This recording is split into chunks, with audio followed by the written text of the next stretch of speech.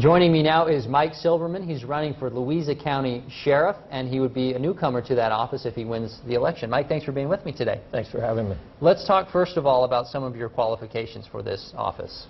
Okay, I've spent almost 14 years in law enforcement. I've served as a supervisor at the jail. I've also been a local deputy in the county of Louisa for over 11.5 years as a supervisor for most of that time.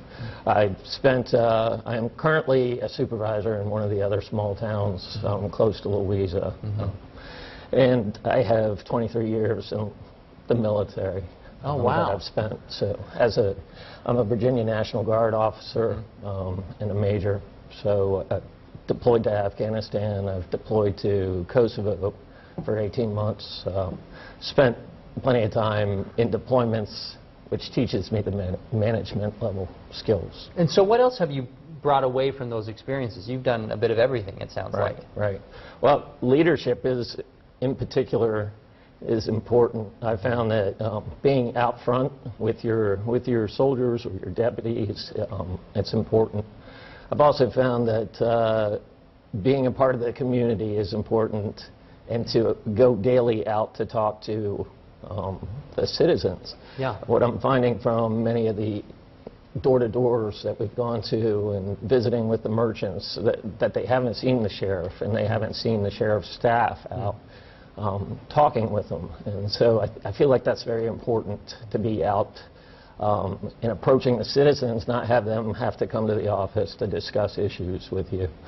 And currently, I think this administration could improve on that.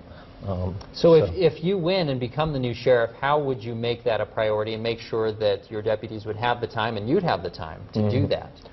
Well, specifically, I think all the leadership in the office needs to carry a caseload. They need to be out in the community. They need to be going with the deputies. They need to be doing spot checks. They need to be out at the farthest reaches. As you know, our county stretches from Richmond, goes all the way to Charlottesville. It's a very large county. Yeah. And I've heard in the Holly Grove area that folks just haven't seen a lot of leadership from the sheriff's office. They have to drive 40 minutes to get to the office and hit a buzzer and hope to get an audience with the sheriff.